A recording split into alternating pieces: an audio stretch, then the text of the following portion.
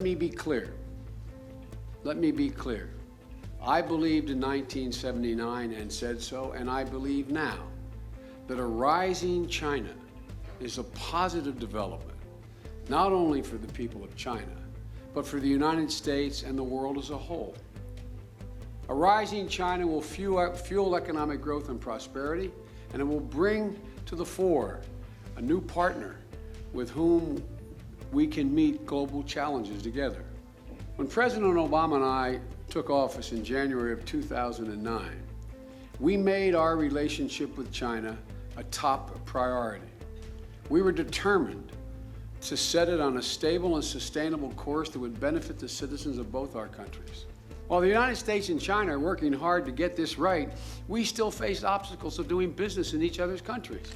That's why I acknowledge on this trip the United States should undertake to make it easier for Chinese business people to obtain visas to travel to the United States. It takes much too long for that to happen. That liberty unlocks a people's full potential. And in its absence, unrest festers. Openness, free exchange of ideas, free enterprise, and liberty are among the reasons why the United States, in my view, is at this moment the wealthiest nation in the history of the world. We have an expression in the United States Senate, where I served for many years, when we want to say something personal. We say, "Permit me a point of personal privilege." I would like to introduce you to two of my family members who I brought along with me. My daughter-in-law, Kathleen Biden, and my granddaughter, Naomi Biden. Would you guys stand?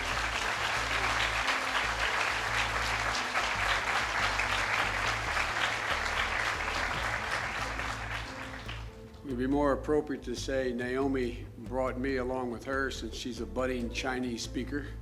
Been taking Chinese for 5 years, so I've been listening to her on the whole trip. I want to again thank you very much. I've had a wonderful few days in Beijing and a series of very positive and productive conversations with Chinese leaders. And I'm pleased to make my first visit to Western China, which has played such an incredible role in this nation's proud history, and which today is the vanguard of China's high-tech future. 2 years ago, Sichuan province suffered one of the greatest natural disasters in China's recent history.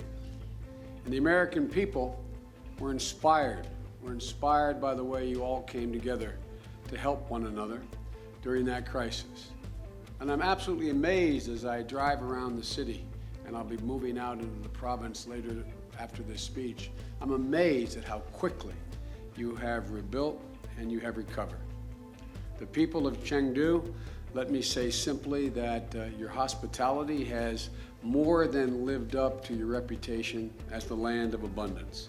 So again, thank you so very much for that hospitality. It's also great to be here on a university campus. I also want to thank our host, the university, which counts among its alumni some of the most illustrious figures in recent Chinese history, including Zhu Di and Ban Jin, both of whom are one a literary icon, the other one of the most illustrious figures, the founding father of the Republic. I'm also pleased to be joined today by, he's already been introduced, but by our ambassador, our new ambassador, Gary Locke, whose grandfather came to the United States from Canton in the 1890s and toiled as a house servant in the United States in exchange for being able to get English language lessons. And less than two generations later, Gary Locke, his grandson, has served as the governor of his home state of Washington, the U.S. Secretary of Commerce, and the Chief of Mission in one of our most important diplomatic posts in the world. I share this story with you not because it's unique, but because it is uniquely American. While not every child or grandchild of an immigrant will reach the pinnacle of society as Ambassador Locke has, America continues to put such possibilities within reach of all those who seek our shores. On my first visit to China, which was more than 30 years ago when I was a young United States Senator in 1979, I was with the first delegation of congressional leaders to visit China after normalization. And we had several days of visits with then Vice Premier Deng Xiaoping. It was a very different country then. But what was absolutely clear to me was that China was on the cusp of a remarkable transformation. Changes were just getting underway. My first introduction here in Sichuan that would begin transforming a largely agrarian society into an engine of global economic growth and help lift hundreds of millions of people out of poverty seemed to me clear at the time. That first visit came amid a debate in the United States of America, similar to the one that exists today, about how to view China's emergence. Let me be clear. I believed in 1979 and said so, and I believe now that a rising China is a positive development, not only for the people of China, but for the United States and the world as a whole. A rising China will fuel economic growth and prosperity, and it will bring to the fore a new partner with whom we can meet global challenges together. When President Obama and I took office in January of 2009, we made our relationship with China a top priority. We were determined to set it on a stable and sustainable course that would benefit the citizens of both our countries. Our presidents have met 9 times since then, including very successful state visits in Beijing and Washington, and have spoken numerous times by telephone. Direct discussions between senior policymakers and the personal ties that result from such discussions, in my view, over the last 35 years of conducting foreign policy, are the keys to building cooperation. They're built on understanding. They allow us to better understand each other's and allow us to define our interest in ways that are clear so that each one of us know what the other country's interests are, and to see the world through the eyes of the other, with the intention of preventing miscommunications and misconceptions that tend to fuel mistrust. With that goal in mind, we have worked very hard to develop our cooperative partnership through more than 60 separate dialogues on issues of matter to both China and to the United States, and I would suggest to the world as a whole. The premier forum is what we refer to as the Strategic and Economic Dialogue, which brings together policymakers from across both governments to discuss a range of issues from trade barriers to climate change. But we also recognized immediately on starting that the importance of more directly addressing security issues as well. That's why in May, we jointly launched the first Strategic Security Dialogue, a new channel for civilian and military leaders to discuss sensitive topics, including cyber and maritime security. That's why it's also important that our military leaders work together, get to know one another, not just our political leaders, but our military leaders, as Admiral Mullen and General Chen have begun to do in their recent exchange of meetings. The fact is, China and the United States face many of the same threats and share many of the same objectives and responsibilities. But because we sometimes view threats from different perspectives, that is, China and the United States view them from different perspectives, or favor a different way in dealing with what we perceive to be joint threats, our generals should be talking to each other alongside with our diplomats as frequently as our diplomats do. Like China, the United States has a huge stake in the prosperity and stability of Asia and the Pacific. I look forward to visiting 2 other Asian nations on this trip. When I leave China, I'll go to Mongolia and then to Japan. The United States, and I realize this occasionally causes some discomfiture, But the United States is a Pacific power and will remain a Pacific power. Over the last 60 years, no country has done more than we have to ensure the stability and security of the Asian Pacific region. And I'd respectfully suggest that it has been good for China, allowing China to focus on domestic development and to benefit from a growing market. America's focus on this critical region will only grow in the years to come as Asia plays an even greater role in the global economy and international affairs. As President Obama said in Tokyo during his first visit to Asia as president, and I quote, "The United States of America may have started as a series of ports and cities along the Atlantic Ocean, but for generations, we have also been a nation of the Pacific. Asia and the United States are not separated by this great ocean. We are bound by it." That's why we've begun this dialogue, this Asian Pacific dialogue on issues to expand cooperation in the region where we both live and operate. Let me give you another example of our security cooperation. The United States and China are also working on with international partners to counter the threat posed by the spread of nuclear weapons, materials, and technology, so-called non-proliferation. Along with 46 other world leaders, President Hu honored us by joining President Obama and me at the Nuclear Security Summit in April of last year. And our nations are now collaborating on a Center for Excellence to provide nuclear security in China. In my discussions with Vice President Xi this week, I said we have to deepen our conversation on the world's two primary nuclear proliferating challenges, North Korea and Iran. I know that China shares our concern, but some of you may wonder why our focus, the focus of the United States, is so intense. The reason is clear.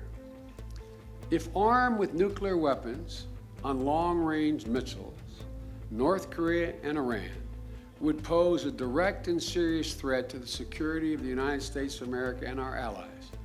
It would present an existential threat. That is why we've been working with China and our international partners to maintain peace and stability on the Korean Peninsula and to achieve a complete denuclearization of North Korea. And it is why, as the Iranian government continues its illicit nuclear program, we have worked with a range of partners and international institutions to enact the toughest sanctions that Iran has ever faced. And without vigilant implementation of these sanctions, Iran will evade the consequences of the actions, and diplomacy will not be effective in stopping their nuclear program. So we will continue to look to China to send a clear message to Iranian leaders through its words and its deeds that Iran, must live up to their international obligations. There are many other security challenges the United States and China share, from Afghanistan to Pakistan to the Sudan. And we have been and will continue to discuss our mutual interests and concerns, continuing to develop our security dialogue and cooperation is the surest way to meet these joint challenges. Economic issues, to state the obvious, have been a particular focus of our nation's growing cooperation. Together, we're working to promote economic growth that is strong, sustainable, and balanced, and trade that is free and fair. Trade and investment between our countries are growing rapidly in both countries, in both directions, creating jobs and economic opportunities in both countries. We often hear about Chinese exports to the United States, but last year, American companies in America exported $110 billion worth of goods and services to China, supporting hundreds of thousands of jobs in America. The American people and the Chinese people, I hope, are becoming aware that it's in our mutual interest in each of our countries to promote that exchange. A more prosperous China will mean more demand for American-made goods and services, and more jobs back home in the United States of America. So our desire for your prosperity is not born out of some nobility. It is in our self-interest that China continue to prosper. Every day it becomes clear that as the world's two largest economies with ever-growing ties of investment and commerce, what you do matters to us and matters to the American people, and what we do matters to you and to the people of China. To state it bluntly, we have a stake in one another's success. Just as putting America's fiscal policy on a long-term sustainable path is important not only to the United States, but to China, to China's economy, shifting China economy, which the 12th five-year plan calls for, to rely more heavily on consumer demand in China is not only important to China, but it's important to the United States of America. As Chinese leaders have told me, this five-year plan will require them to take a number of steps, including continuing their effort to move toward a more flexible exchange rate. It's in China's interest, but it's also overwhelmingly in the interest of the United States.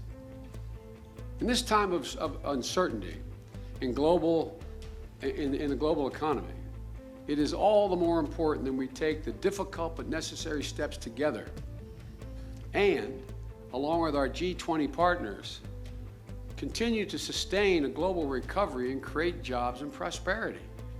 We're the two biggest engines in the world to be able to do that. As I said in May, when I opened the annual Strategic and Economic Dialogue in Washington, I said, quote, "For many of the world's most pressing challenges, it is a simple fact that when the United States and China are not at the table, the solution to the problem is less possible." But even as we cooperate, the United States and China also will compete, and competition is healthy. We will compete in global politics and global economics, and also, it is a feature of global politics and economics. It's also a feature of human nature to observe others, to consider how they measure up, to strive to be the best. That's good for both of us. Genuine competition pushes our companies and our people to perform better. And we should reject the misplaced notion of a zero-sum game in which everything one nation achieves somehow comes at the expense of the other. It is the opposite.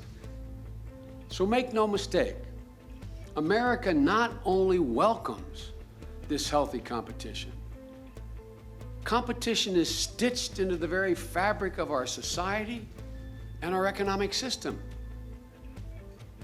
And while I may be a little biased, I have overwhelming confidence in the capability of the American people to compete on a level playing field with any nation and any peoples in the world. But for this competition to benefit us both, it must take place on a level playing field, with rules that are clear and treat all countries fairly and equally. While the United States and China are working hard to get this right, we still face obstacles of doing business in each other's countries. That's why I acknowledge on this trip the United States should undertake to make it easier for Chinese business people to obtain visas to travel to the United States. It takes much too long for that to happen. That's not in our interest. And why we're in the midst, also it's the reason why President, once he took office, ordered, for the first time in decades, we're in the midst of a total reform of our export control system. Already, we have made thousands of new items available for export to China for exclusive civilian use that were not available before, some of which require a license while others don't, and tens of thousands more items will become available very soon. That's a significant change in our export policy, and a rejection of those voices in America that say we should not export that kind of technology for civilian use in China. We disagree, and we're changing. But it's also why we're troubled when American investors are prohibited from having wholly owned, fully owned subsidiaries of their own company in many sectors in China, and excluded from sectors, entirely excluded from competing in other sectors. Restrictions that no other major economy in the world imposes on us or anyone else so broadly. And it's why we have pushed Chinese officials to protect intellectual property rights. We have welcomed the Chinese State Council's recent campaign to enforce intellectual property rights, a commitment that President Hu made when he visited and he's keeping. But the effort must be strengthened and extended. According to the International Trade Commission, American companies lose $48 billion a year and tens of thousands of jobs because of pirated goods and services. These protections, intellectual property protections, not only benefit the United States and United States workers, United States companies, but I would argue Chinese companies as well, as they increasingly seek to safeguard their own creations. You're here at this great university. It's very much in your interest that intellectual property be protected, because some of you are the future artists, the future entertainers, the future innovators who want to be able to have a market for what you do. But if it can be acquired cheaply and pirated, why would anybody pay you for the same service? America's focus on global security, free trade, and economic fairness is long-standing. Since the end of World War II, we've helped build an international system that promotes peace and stability, gives all states the opportunity to share in global prosperity, and provides rules to protect basic human rights of all citizens. China's tremendous progress, in my view, can be attributed to the industriousess and talent of the Chinese people, as well as its leadership. But it was made possible, I'd respectfully suggest, by an international architecture that promoted stability and prosperity and enables upward mobility for all countries. I know that many Chinese, and probably many of you students, believe that your nation will continue on a path of greater prosperity. I agree that it will. That is my view, my prediction. But I also know that some of you are skeptical about America's future prospects. With that in view, I would like to suggest that I respectfully disagree with that view and will allay your concerns. Let me put this in perspective so you can understand why the American people are also confident about their future. America today is by far the world's largest economy, with a GDP of almost $15 trillion, about 2.5 times as large as China's, the second largest, with a per capita GDP which is more than $47,000, 11 times that of China's. I've read that some Chinese are concerned about the safety of your investments in American assets. Please understand, no one cares more about this than we do, since Americans own 87% of all our financial assets and 69% of all our treasury bonds, while China owns 1% of our financial assets and 8% of our treasury bills, respectively. So our interest is not just to protect Chinese investment. We have an overarching interest in protecting the investment, while the United States has never defaulted and never will default. I also have confidence in the fundamentals of our economy. Vice President Xi said it best, I think, when he told a group of Chinese and American business leaders with whom we met the day before yesterday, and I quote him, he said, "The U.S. economy is highly resilient and has a strong capacity to repair itself." He is right. I believe America is even better equipped to compete in the economy of the future than it was in the economy of the past. In the 20th century, the wealth of a nation was primarily measured by the abundance of its natural resources, the expanse of its landmass, the size of its population, and the potency of its army.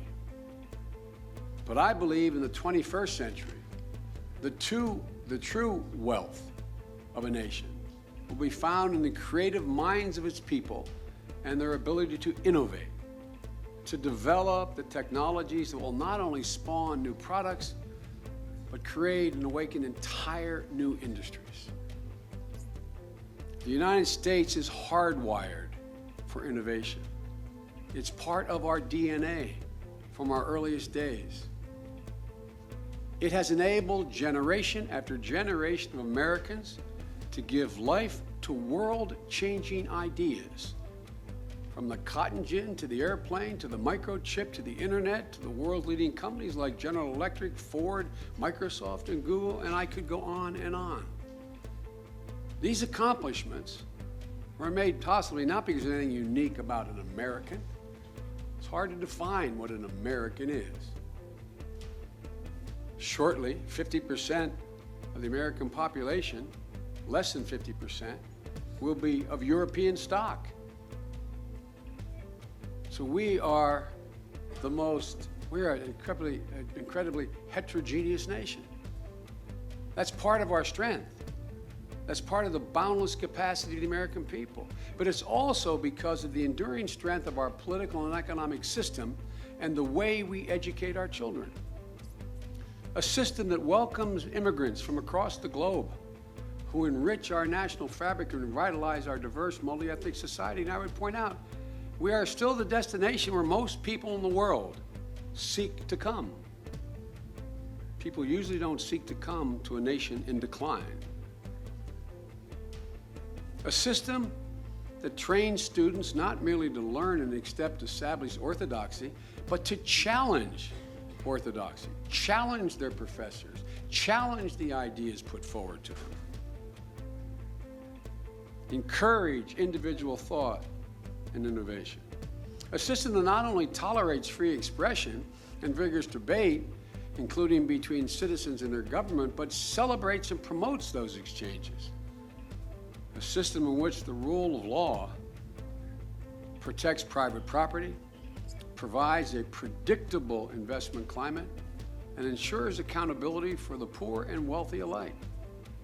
A system with the universities that remain, notwithstanding, and this is a great university, the ultimate destination from scholars from around the world. More than 130 students from China attended our universities last year, and we're hoping that number will even be larger.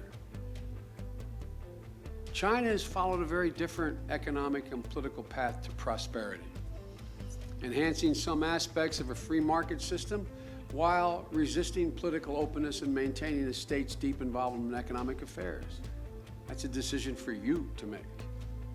Maybe the biggest difference in our respective approaches are our approach to what we refer to as human rights.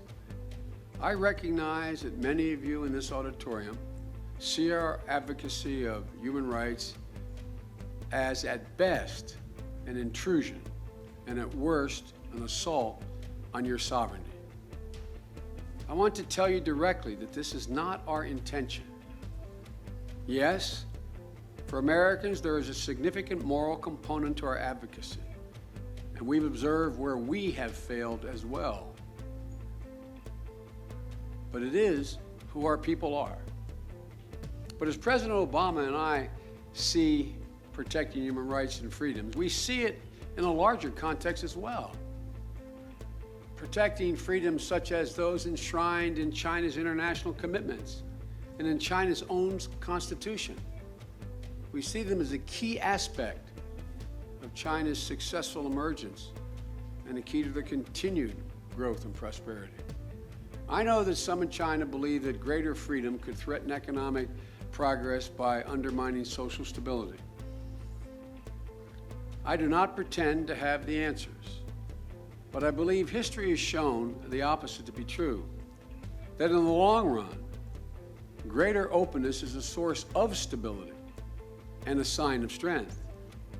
That prosperity peaks when governments foster both free enterprise and free exchange of ideas. That liberty unlocks a people's full potential. And in its absence, unrest festers. Openness, free exchange of ideas, free enterprise, and liberty are among the reasons why the United States, in my view, is at this moment the wealthiest nation in the history of the world. Why our workers are among the most productive.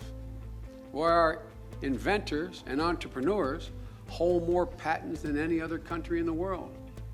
Why we are reinvesting in the fundamental sources of our strength, education, infrastructure, innovation. And why President Obama and I are so confident that America will weather the current economic storm and emerge even stronger, just as we always had in past economic crises. And why there's no reason why China cannot tap into the same source of strength. Going forward together is going to have a lot of growing pains. As I said at the outset, in just over 30 years since I first came to China, your progress has been nothing short of incredible. I can see that here in Chengdu, the city that is leading the effort to become a major player in the innovation economy, you can feel it. You can see it in the eyes of some of you students. Looking at this audience, there are some among you who will be the new pioneers in China's economic development, leaving your mark on history, just like Steve Jobs, the founder of Apple, and others have had in the United States. You have the capacity, the potential, and I'm sure some of you will do it. I'm also proud that more than 160 Fortune 500 companies are operating in Chengdu high-tech zone, including pioneer American businesses like Intel, Dell, and Oracle. The U.S.-China relationship has also improved dramatically in the past 30 years. In order to cement this robust partnership, we have to go beyond close ties between Washington and Beijing, which we're working on every day. Go beyond it to include all levels of government. Go beyond it to include classrooms and laboratories, athletic fields, and boardrooms. That's why we launched our 100,000 strong initiative to boost the number of American students studying in China each year. We have maintained a robust Peace Corps presence. How many Peace Corps volunteers are here today? Raise your hand. Love you guys. Welcome. Welcome.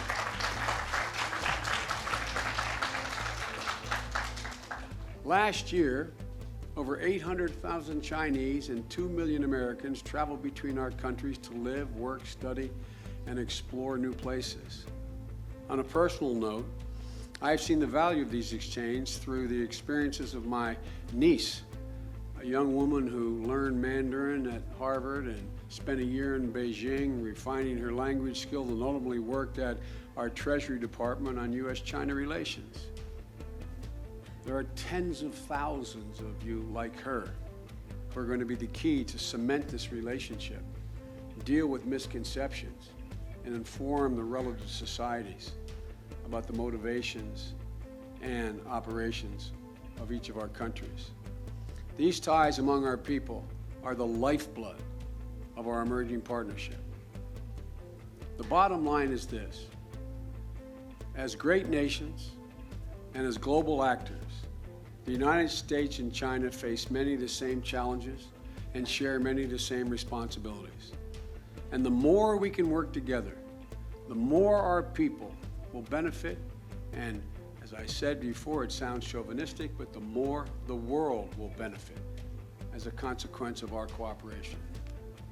President Obama and I will continue the important work of making this partnership even more positive, cooperative, and comprehensive in the coming years. And I hope that my visit can serve as a step toward these goals and toward strengthening that bond. So I thank you all for the honor of being here. More importantly, I thank you for taking the time to listen. And with the permission of your president, they tell me I don't have any time, but I never like to leave a university without at least taking a few questions. So I hope it's permissible for me to be able to take a few questions from the audience. Is that permissible, Mr. President? Oh, is that okay? All right. Thank you.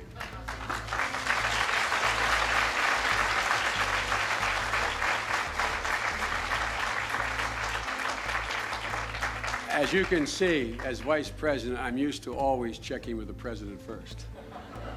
I'd be happy to take a couple questions if my staff is going to get angry if I take too much time, but please, there's microphones in both aisles, I guess. And let me, I can't see with the light. Gentleman all the way in the back waving both hands. It must be important. Good morning, Mr. President. And I'm a PhD student from the medical school of Sichuan University. And but my question is about economy first. And as you know that China holds about $1 trillion of trade bonds. And that much money, actually, the value is uncertain because of the downgrade of US credit rating. You seem to have instilled the confidence of the U.S. financial well-being into Chinese people today, because I heard you said the U.S. economy is really resilient. And but words alone cannot ease the mounting concern over the safety of Chinese assets. So we would like to hear more about what measures you're going to implement to reduce those deficits and regain the financial strength of America. Thank you very much. Thank you very much.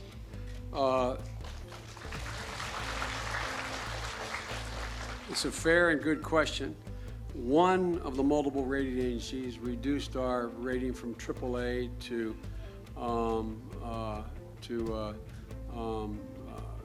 plus, come down one notch. And that was very disturbing and bothersome to us. And we have to deal with it. We do have a deficit that I was asked by the President to head up a commission to try to deal with that deficit. And we made some significant progress, but not the progress we could have made and will make. The bottom line is we have to deal with two elements of our economy. One is what we call entitlement programs, long-term commitments to our people in the area of particularly Medicare. That is the safety net we have for people once they reach the age of 65 to be able to be assured that they have health care.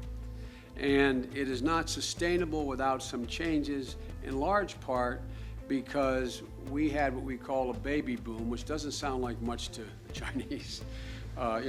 40 million people is not a big deal, I know, but adding 40 million people to those who will benefit from the Medicare payments, is put the program in a position where changes have to be made.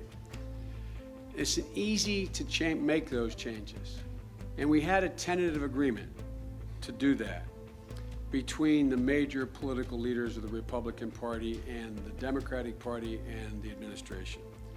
But there is a group within the Republican Party that is a very strong voice now that wanted different changes. And so that deal fell through at the very end.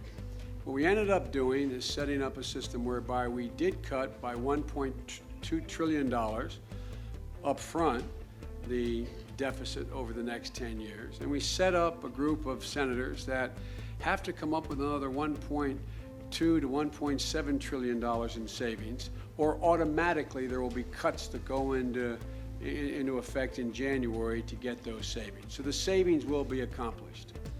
But as I was talking with some of your leaders, you share a similar concern here in China. You have no safety net.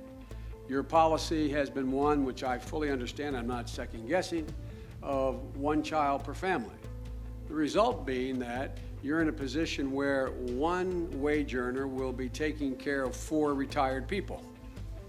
Not sustainable. So hopefully we can act in a way in a problem that's much less severe than yours, and maybe we can learn together from how we can do that.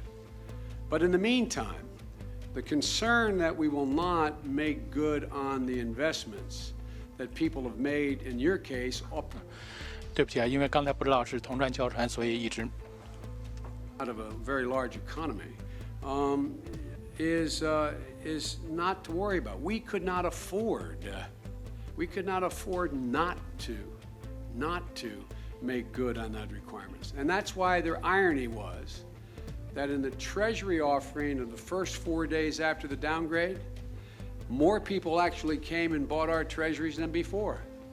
And the interest rate paid on those treasury notes actually went down because they were so much in demand. So obviously the rest of the world didn't think we're about not to. If the world thought, my God, they've been downgraded and they are not going to make good on their debt, it would not have been viewed as the safest haven in all the world to invest. We are still, for all the economic difficulties nations have, we are still the single best bet in the world in terms of where to invest. And so, but we do have to deal with the deficit. We will deal with it, and that's what this 2012 election is going to be about. The American people are going to speak on that. And look, one last point. Both our countries are going through a political transition in 2012.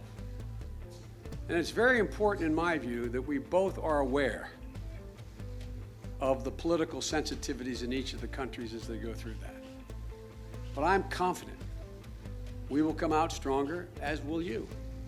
But I don't in any way suggest, please don't have the press read that Biden said that $1.7 trillion investment in the United States is not a big deal. It is a big deal if you are Chinese. It is not a big deal in terms of our financial instruments. It is a very small part. And so the Chinese people should take solace. In order for us not to make good on China's debt, we would have to disappoint tens of millions of Americans who own 85% of that debt. And just in pure political terms, no politician wants to do that. You're safe.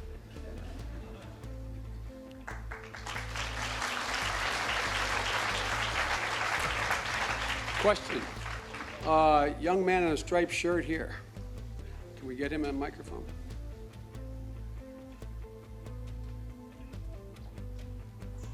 Thank you. 谢谢副总统阁下。 I see you not just as the vice president, but a veteran and accomplished public speaker. And Do I look that old? I mean, for not experienced. So, as is known to all, public speaking, and English public speaking in particular, is getting all the more popular in China. So, my question is twofold. First of all, what role has public speaking played in your life? Because we say that public speaking is the language of leadership. And secondly, what role do you think public speaking will play among our youth, I mean, of the two countries and to our bilateral relations? Thank you very much. Well, that's a very good question. Let me order my thoughts here to make this as brief as I can. A commodity that is worth a lot more than public speaking is sincerity when one speaks. I mean this sincerely now. There are great orators that have come along in the world history who have been charlatans. So the most important thing to look to in a leader's speech is not the elegance or the rhetorical flourish of his or her comments, but the judgment of whether or not you believe they are sincere in what they're saying. Secondly, You compliment me by saying I'm an accomplished public speaker. I don't know whether you've had an opportunity to see a movie that has gotten worldwide circulation called The King's Speech. Well, but for the royal blood and the money, that could have been me. I was a serious stutterer when I was in school, as a child, as a high school student, and even into college. And I practiced very, very hard by myself, standing in front of a mirror, trying to enunciate without contorting my face. When you think about it, whether it's China or America, the only impediment people feel free to make fun of and humor of is a stutterer. If I had a deformed face, you would not make fun of my face. But if I stood before you and talked to you like that, you do what you're now. You're smiling. And it's offensive. It's offensive. Because it is a serious impediment. When one stutters, people believe they are stupid. People believe they are not worth much. And there's tens of millions of people around the world trapped with a keen mind and a big heart, trapped inside of a body that cannot articulate what they feel. And the reason I bother to mention that to you is to get to the third and most important point.